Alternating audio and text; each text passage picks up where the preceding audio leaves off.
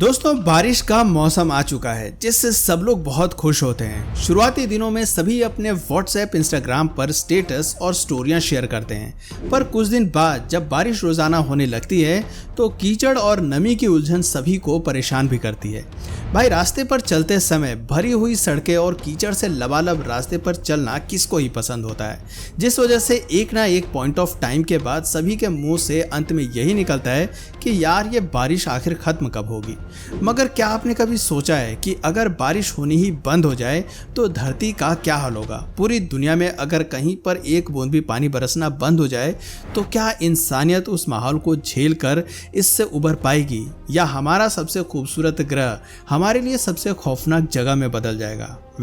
आज के इस वीडियो में हम इसी के बारे में बात करने वाले हैं। तो पानी की बूंदों का मजा लेते हुए चलिए शुरू करते हैं आज के एक और सुहाने एपिसोड को। दोस्तों, अगर शुरू से शुरू करें तो इस बदलाव के बाद सबसे पहला चेंज हमारे वाटर साइकिल में देखने को मिलेगा।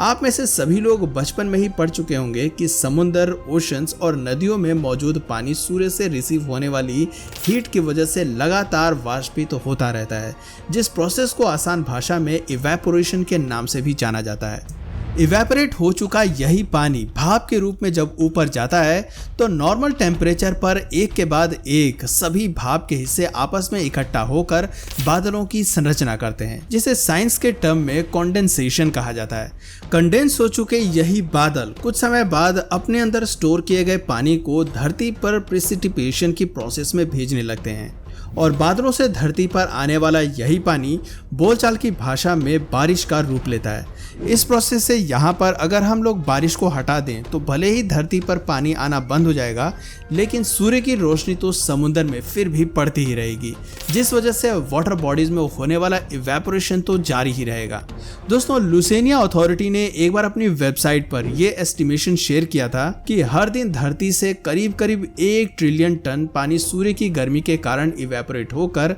भाप में बदल जाता है। इस भयानक प्रोसेस की वजह से बड़े बड़े ओशंस पर तो कुछ सालों तक कोई असर देखने को नहीं मिलेगा, लेकिन छोटे छोटे गांव में बने हुए तालाब और झील बेशक 3-4 सालों में कुछ इस तरह से सूख जाएंगे जैसे वहां पर कभी कोई नदी या तालाब हुआ ही नहीं करती थी।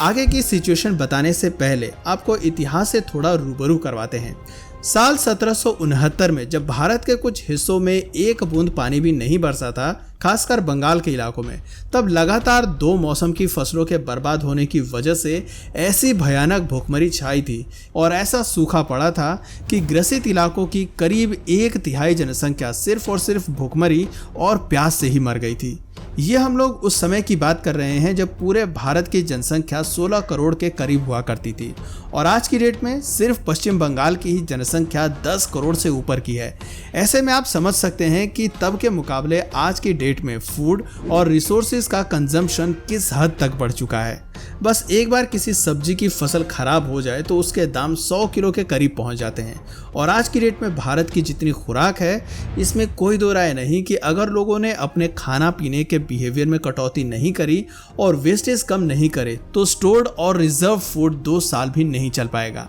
माना कि बारिश के पानी के अलावा बाकी सोर्सेज से भी फसलों की सिंचाई करी जा सकती है, लेकिन इतना पानी जिस सोर्सेज से आएगा वो भी आखिर कितने ही दिन टिकेगा। इंसानों के सस्टेनेबिलिटी के लिए पानी का जो आखिरी सोर्स बचता है वो है अंडरग्राउंड वाटर, और उसके क्या हालात हैं इसके बारे में हम पहले ही आपको अपने एक वीडियो में एक्सप्लेन करके बता चुके हैं, जिसमें हमने कई ऐसी रिपोर्ट्स का जिक्र किया था जिसमें धरती के कई हिस्सों के अंडरग्राउंड वाटर के 0 के करीब पहुंचने की खबर लिखी गई थी।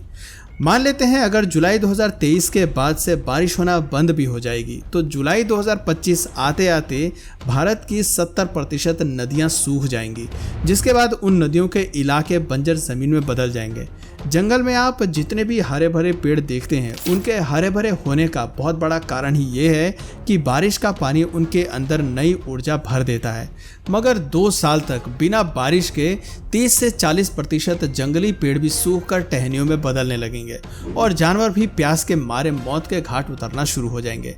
भारत में राजस्थान जैसे बहुत से इलाकों के अंदर लोगों का अंडरग्राउंड वाटर बारिश की कमी के कारण और कम होता चला जाएगा, जिस वजह से बहुत चांसेस हैं कि 2025 आते आते वहां पानी की घनघोर किल्लत आएगी।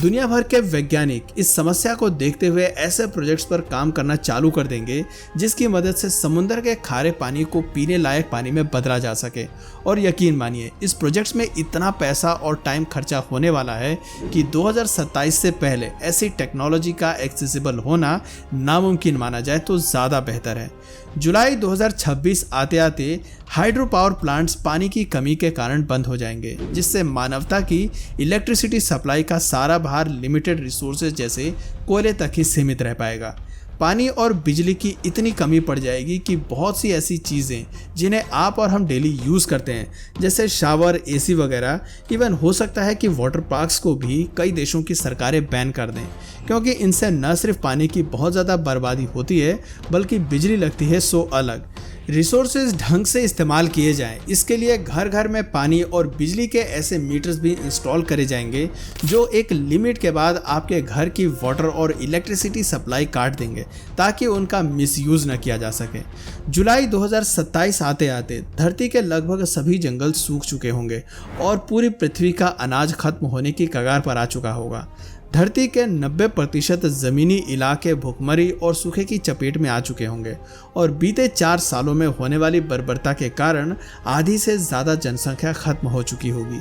ये एक बहुत ही क्रूशल टाइम रहेगा, क्योंकि बिना बारिश के डायरेक्टली सिर्फ सनलाइट रिसीव करने के कारण धरती का एवरेज टेम्परेचर 5 से 6 डिग्री तक बढ़ जाएगा, जिसे हम तो जैसे तैसे टैकल करने की कोशिश करेंगे, मगर जानवर गर्मी और प्यास दोनों को इतने लंबे समय तक नहीं झेल पाएंगे, leading to the extinction of about 80% of the organisms we cooperatively live today. Water cycle तो पहले ही बर्बाद हो गई थी, मगर जानवरों के यूं इस तरह से खत्म होने के बाद तो फूड चेन भी डिस्ट्रॉय हो जाएगी, जिससे एटलीस्ट कोई नहीं बच पाएगा। हाथ पैर मारे जाएंगे और अलग अलग सोल्यूशन खोजे जाएंगे, जिसकी कोशिशों में अगर 2028 तक वैज्ञानिकों ने किसी तरह समुद्र के खारे पानी को कन्वर्ट करके पीने लायक पानी में बदलने का तरीका ढूंढकर उसको सबके लिए एक्सेसिबल बना दिया, तब तो कुछ बचे कुचे करीब 80 से 100 करोड़ इंसानों का जिंदा रहना फिर भी मुमकिन रहेगा, और वो भी सिर्फ इस शर्त पर कि उस पानी को किस तरह से यूज किया जाएगा कि खेती करना भी संभव हो सके। हालांकि अगर ऐसा कोई तरीका खोजने में मानवता असफल रही तो या तो खारा पानी पीकर इंसान समय के साथ ढल जाएंगे, वरना मैक्स टू मैक्स 2035 तक खाने और पानी दोनों के कमी के कारण लोग मरने लगेंगे, और कुछ इस तरह से तड़प तड़प कर न सिर्फ दुनिया की पूरी मानव जनसंख्या खत्म हो जाएगी, बल्कि जानवर भी हरे भरे जंगलों की कमी में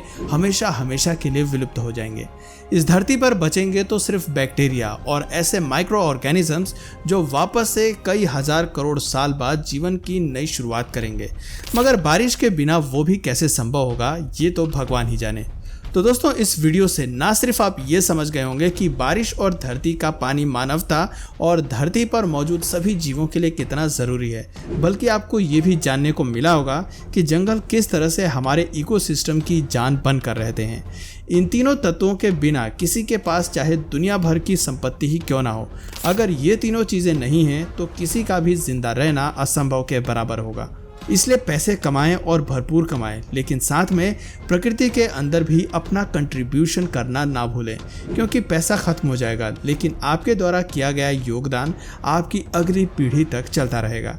तो दोस्तों, आपकी इस वीडियो पर क्या राय है और भारत के आप किस राज्य से इस वीडियो को देख रहे हैं, नीचे कमेंट सेक्शन में ज़रूर बताएं। और अगर इस वीडियो से आपको कुछ नया जानने या सीखने को मिला तो प्लीज़ इस वीडियो को एक लाइक करके अपने फ्रेंड्स और फैमिली में से ज़रूर शेयर करें। और यदि आप इस चैनल पर नए हैं तो प्लीज़ इस चैनल को सब्सक्राइब करके बेल नोटिफिकेशन आइकन को ऑन कर लीजिए, ताकि हमारे आने वाले वीडियोज़ आप मिस ना करें। मिलते हैं फिर किसी वीडियो में नए टॉपिक के साथ, तब तक के लिए नमस्कार।